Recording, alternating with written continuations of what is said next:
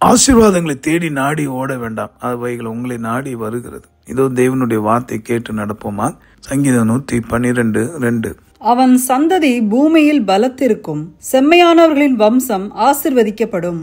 செம்மையானவர்களின் வம்சம் ஆசீர்வதிக்கப்படும். ஒரு மனுஷனுடைய இதயம், சிந்தனை, எண்ணங்கள் செம்மையாகணும்னா அவனுக்குள்ள கர்த்தராகிய இயேசு கிறிஸ்துவின் வார்த்தை இறங்கி வரணும். அந்த வசனத்தை நம்பி வாழும்போது அவனுடைய வாழ்க்கை எல்லாம் சீர்படும். அதனால்தான் பக்தன் சொல்றான், அவனுடைய சந்ததி பலத்திற்கும் மட்டும் இல்லை, அவனுடைய வம்சமே ஆசீர்வதிக்கப்படும். இதை கேட்கிற அன்பர்களே, இன்று நாம் செய்யக்கூடிய நல்ல காரியங்கள், உண்மையானவர்களுக்கு, தேவனுக்கு பயந்தவர்களுக்கு செய்யக்கூடிய, அது உதவி செய்யக்கூடிய காரியங்கள் உங்கள் வம்சத்துக்கே ஆண்டு தருவார்.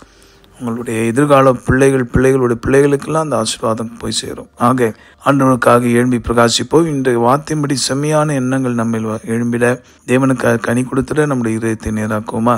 ஜெபிக்கலாம். அன்புள்ள ஆண்டவரே, இந்த வார்த்தையின்படி ஒவ்வொருடைய இருதயம் எவ்வளவு கோணலானது, கேடுள்ளது என்பது உங்களுக்கு தெரியும். ஆகில அந்த இருதயத்தை சீர்படுத்தி செம்மையான இருதயமாய் மாற்றுகிற வல்லமை உமக்கு உண்டப்பா. உங்களுடைய வார்த்தையின்படியே ஒவ்வொரு ஆசீர்வதித்து ஜெபிக்கிறேன். அவர்கள் வம்சம் ஆசீர்வதிக்கப்பட உதவி செய்யும். இவர்கள் வாழ்வில் இருக்க குறைபாடுகளை எல்லாம் நீக்கி கர்த்தர் இன்றிலிருந்து நிறைவாக்கித்தார். ஆசீர்வதியும். ஜீவாதிபதியே, பேசும் தெய்வமே, உம்மோடு வாழ்வது, உம்மைக்காக வாழ்வது தான் பெரிய ஆசீர்வாதம் என்கிற உணர்வை, வெளிச்சத்தை ஒவ்வொருக்கு தந்து கரம் பிடித்து நடத்துவீராக. இயேசு மூலமாக ஜெபிக்கிறோம் எங்கள் நல்ல பிதாவே, ஆமென். உங்களுக்காக திருப்பலி என்று ஜெபிக்கிற உங்கள் சகோதர மணியை.